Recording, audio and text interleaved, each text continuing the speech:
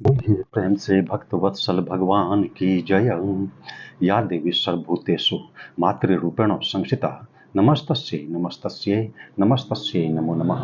या देवी सर्वभूतेषु बुद्धिरूपेण संस्थिता नमस्तस्यै नमस्तस्यै नमस्तस्यै नमो नमः। राजा दशरथ ने जो सरयू नदी के तट पर उत्तर तरफ पुत्रष्टि यज्ञ का आयोजन किया था, वह यज्ञ ईश्वर की कृपा से भली भांति संपन्न हो गया। जो हवन हो रहा था, यज्ञ भाग देवतागण ग्रहण कर रहे थे। यज्ञ संपन्न होने के पश्चात वे सब यथास्थान के लिए प्रस्थान करने लगे। इसी क्रम में अन्य देशों से आमंत्रित जो राजा थे, वे भी स्वसम्मान अपने अपने देशों को जाने लगे। राजा दशरथ ने ऋषि भृंग मुनि को स्वपत्नी का दान देकर विदा किया। वे भी सैनिकों तथा रानियों के साथ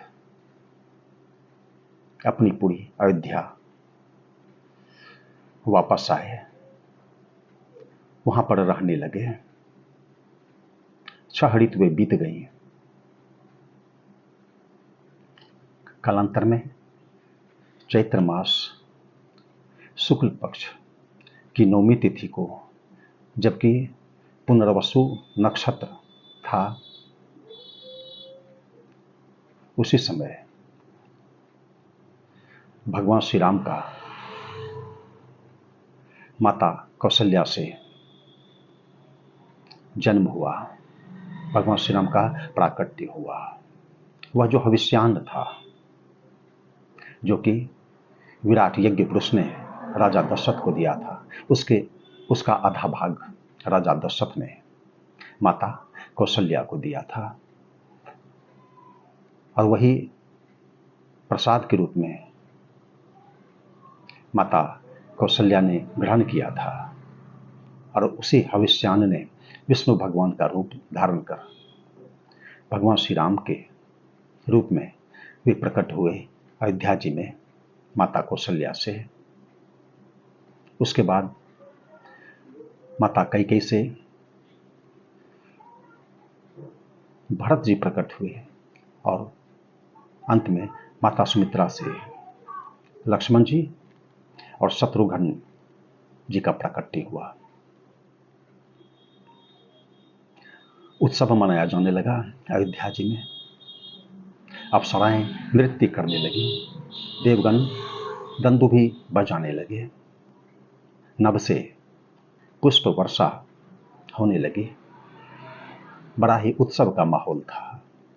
अपूर्व उत्सव, भव्य आयोजन अयोध्या जी में चल रहा था।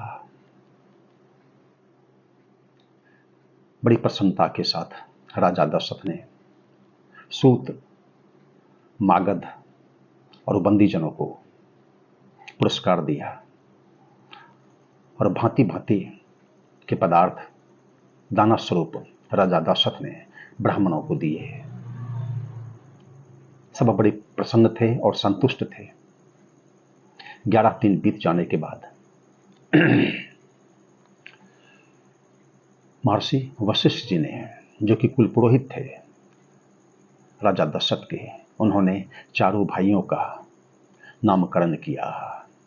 जाकर नाम सुनत शुभ होई, मोरे गृह आवा प्रभु सोई।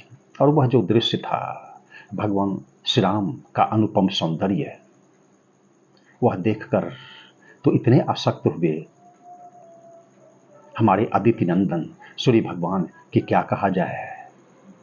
मास दिवस कर दिवस भा, मरम न जाने कोई, रथ समेत रवि थाकेऊ, निशा कवन विधि होई। ऐसा हो गया। और भगवान श्री राम का नामकरण किया। वशिष्ठ मुनि ने नामकरण संस्कार 16 संस्कार हैं, गर्भाधान से लेकर अंत्येष्टि तक 16 संस्कारों की मान्यता अपनी जो सनातन संस्कृति है इसमें है। नामकरण भी एक संस्कार है, इसका एक विधान है, और कब नामकरण करना चाहिए, कैसे नामकरण करना चाहिए, इसकी युक्ति है। इस तरह से नामकरण करना चाहिए। Rinku, Pintu, lovely, Ruby, baby, कुछ से कुछ नाम रख देना यह प्रासंगिक नहीं है, यह अपनी संस्कृति के अनुरूप नहीं है। यहाँ नामकरण का भी विधान है, यह हमें समझना चाहिए। और जो हमारे पुरोहित हैं, यथा समय जो संतति हुई है उसका नामकरण हो। नामकरण में भी भेद है। एक पुकारू नाम होता है और एक वह नाम होता है जो कि पुकारा नहीं जाता है। यह है नामकरण किया वशिष्ठ मुनि ने भगवान श्री राम का। जो आनंद सिंधु सुख राशि, सी करते त्रैलोक सुपासी, सो सुख धाम राम असनामा, अखिल लोक दायक विश्रामा। यह नामकरण किया। रमन्ते योगिनो अस्मिन स्वरामः, उनका नामकरण किया गया। भरत जी का नामकरण हुआ, शत्रुघ्न का, और लक्ष्मण जी महाराज का। लक्ष्मण जी महाराज का बड़ा प्रेम था, दृढ़